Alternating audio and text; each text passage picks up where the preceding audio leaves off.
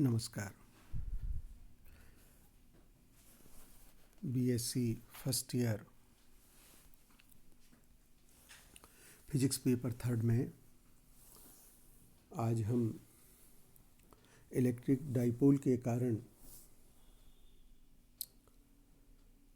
किसी बिंदु पर विभव के मान की गणना कर रहे हैं।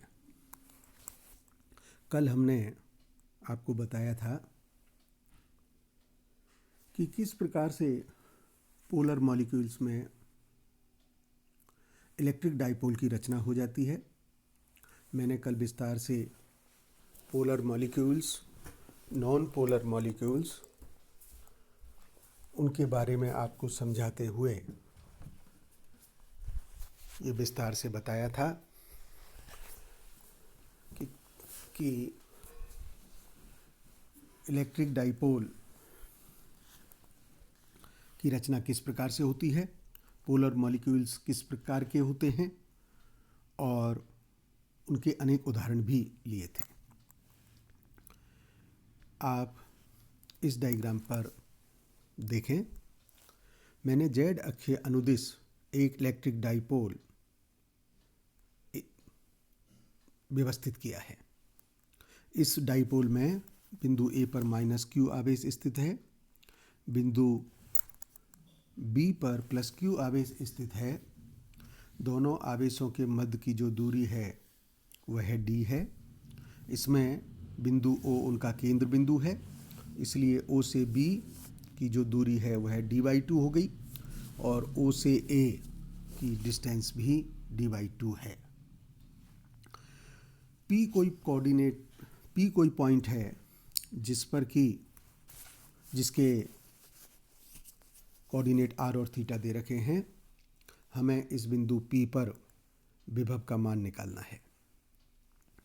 तो देखिएगा, हमने B बिंदु को P से और A बिंदु को P से ज्वाइन कर दिया है डैशेज लाइन में, और उनकी जो दूरी है वह r1 और r2 हो गई है। अतः +q आवेश के कारण बिंदु P पर जो विभव होगा उसका मान kq/r1 हो गया। -q आवेश के कारण P बिंदु पर जो विभव होगा वो -kq/r2 हो गया। अतः बिंदु P पर जो विभव होगा वह phi = phi1 + phi2। Therefore phi = kq/r1 + kq/r2, और इसका फाइनल फॉर्म आ गया kq r2 - r1/r1r2। विभव का ये समीकरण हमें प्राप्त हुआ है r1 r2 के पदों में, लेकिन हमको ये मान r और थीटा में निकालना है।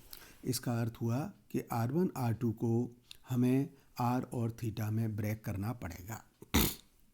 डायग्राम पर देखिएगा, हम P बिंदु को केंद्र मान के r त्रिज्या का एक चाप लेते हैं। जो चाप है वो ml है। चूँकि r का जो मान है वह d से बहुत ज़्यादा होता है, परिणाम स्वरूप हम ml को एक सरल रेखा के रूप में मान सकते हैं। खास बात डायग्राम से देखिए, जिस प्रकार से BOP एंगल थीटा है और उसी प्रकार से OAP एंगल थीटा होगा, और एंगल MBO भी एंगल थीटा होगा। तो इस P बिंदु से जो चाप खींचा गया है, MP जो दूरी है वह MP दूरी R के बराबर हो गई, और हमको अब R1 को R और थीटा में लिखना है। इसलिए R1 = क्या बनेगा, R1 = BP, that is MP - MB। तो MB का मान हमें इस ज्योमेट्री से निकालना पड़ेगा। MB का मान देखिए आप किस प्रकार से निकालेंगे, MB = BO cos theta, that is d/2। तो R1 = MP - MB, तो it become R - d/2 cos theta. उसी प्रकार से R2 का मान आप देख रहे हैं।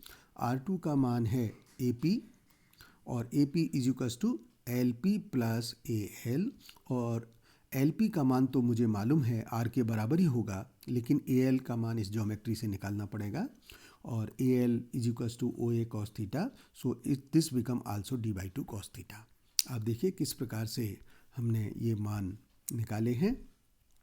ये R1 R2 के मान हो गए समीकरण, M P minus M B is equals to R minus D by two cos theta, और उसी प्रकार से R2 is equals to A P, तो ये मान हो गया R plus D by two cos theta. R1 R2 के इन मानों को हम ये जो समीकरण निकली थी इसमें सब्स्टिट्यूट कर देते हैं, और जब इसमें सब्स्टिट्यूट करते हैं तो सब्स्टिट्यूट करने पर हमें विभव का जो मान प्राप्त होता है वह मान प्राप्त हो रहा है phi is equals to K P cos theta by R square, जहाँ इस समीकरण में पी डाइपोल मोमेंट है, जो डाइपोल मोमेंट क्यू डी के बराबर है। मान लीजिएगा पी और आर के मध्य में कोण यदि थीटा है, तो ये रिलेशन हो गया vector P dot R is equals to P R cos theta. हम इस रिजल्ट को जो विभव का समीकरण प्राप्त हुआ है उसमें प्रयोग ले सकते हैं, तो ये सूत्र हो जाएगा कि P dot R upon R cube.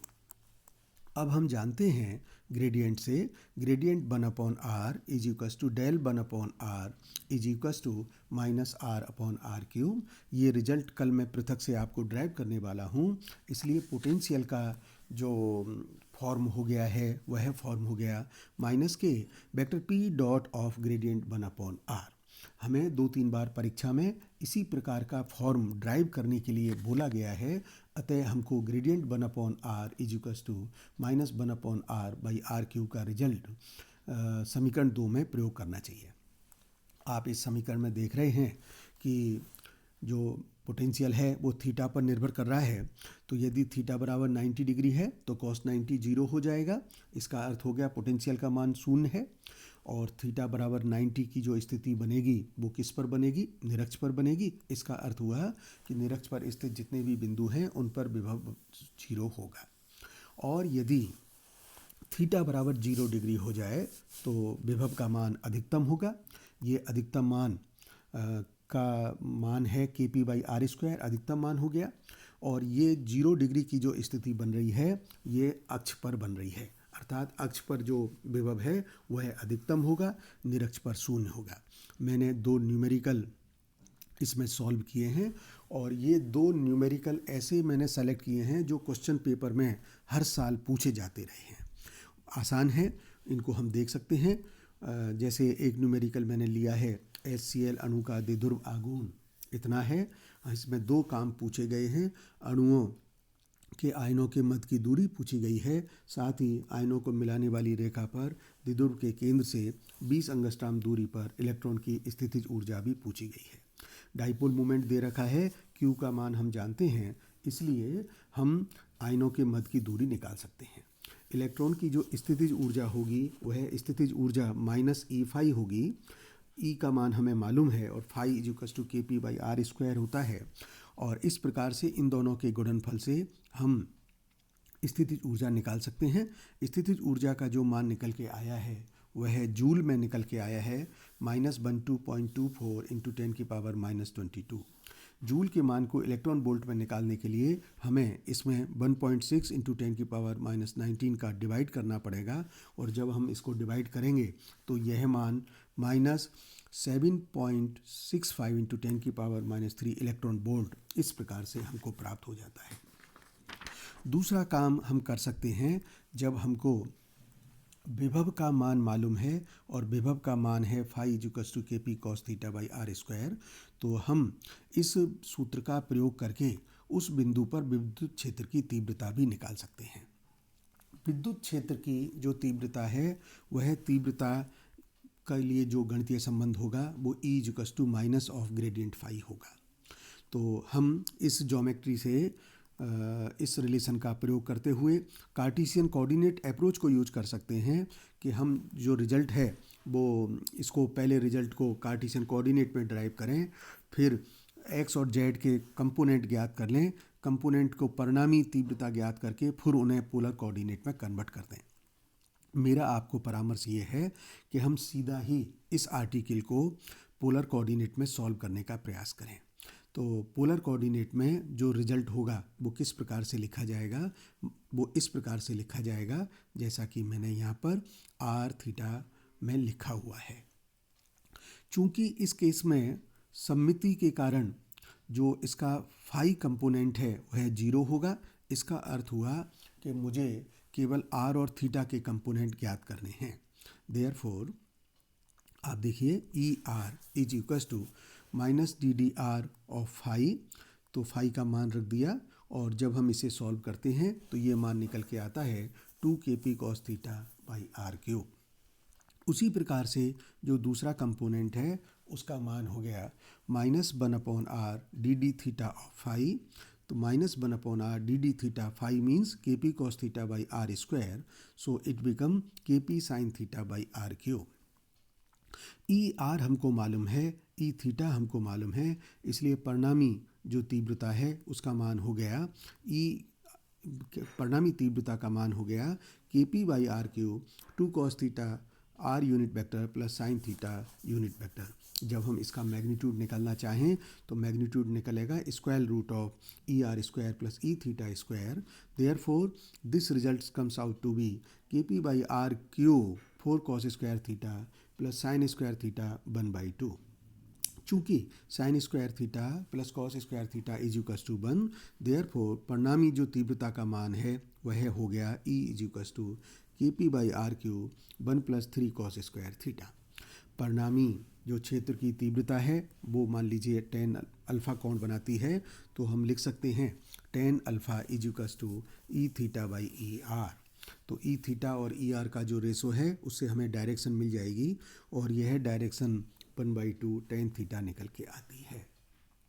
खास बात क्या है, आप देख रहे हैं कि किस प्रकार से इस केस में जो परिणामी तीव्रता निकल के आई है वह परिणामी तीव्रता आर क्यूब के इन्वर्स प्रोपोर्शनल है, आर क्यूब के इन्वर्स प्रोपोर्शनल है। और सामान्य केस में आवेश के कारण किसी बिंदु पर विद्युत क्षेत्र की जो तीव्रता होती है वो आर स्क्वायर के इन्वर्स प्रोपोर्शनल होती है, तो लेकिन इलेक्ट्रिक डाइपोल के कारण यह आर क्यूब के प्रोपोर्शनल आ रही है। तो एक अप्रोच ये हो गई जिसमें मैंने पोलर कोऑर्डिनेट को यूज किया है। यदि हम सिंपल कोऑर्डिनेट सिस्टम को यूज़ करते हैं यानी कार्टेशियन कोऑर्डिनेट को यूज़ करते हैं तो उसमें क्या है, थोड़ा लेंथ ज़्यादा रहेगा, गलती होने की संभावना बनी रहती है। आप वो तरीका भी उपयोग में ले सकते हैं, जो भी आपको अच्छा लगे वो कार्य किया जा सकता है। अगर हम कार्टेशियन कोऑर्डिनेट में लिखेंगे तो इस मान को फिर हम लिखेंगे i d d x of phi plus j d d y of phi plus k d d z of phi. अब हमें x बाई जेड कंपोनेंट निकालने हैं। चूँकि फाई का मान जेड पर निर्भर नहीं कर रहा है इसलिए जेड कंपोनेंट को 0 किया जाएगा, केवल बाई कंपोनेंट पे नहीं निर्भर कर रहा है तो बाई कंपोनेंट 0 हो जाएगा और केवल हम फिर x और z कंपोनेंट को निकालेंगे। तो सबसे पहले हमें काम करना पड़ेगा इन रिजल्ट्स का यूज़ करना। R square is equals to X square plus Y square, sine theta is equals to X upon X square plus Z square, cos theta is equals to Z upon X square plus Z square, R square. इस results को use करके हम results निकालेंगे x और z में, तो ex निकलेगा, ez निकलेगा, बाई कंपोनेंट 0 रहेगा। जब परिणामी तीव्रता आ जाएगी तो परिणामी तीव्रता वही आएगी जो अभी हमने निकाली है। परिणामी तीव्रता इस अप्रोच को यूज करके भी हम KP by R cube square root of 1 + 3 cos square theta हमें प्राप्त हो सकेगी। कोई सा भी मेथड हम यूज कर सकते हैं, लेकिन पोलर कोऑर्डिनेट करते हैं तो ये बहुत आसान है और बहुत जल्दी हो जाएगा, समय भी इसमें बचेगा। धन्यवाद।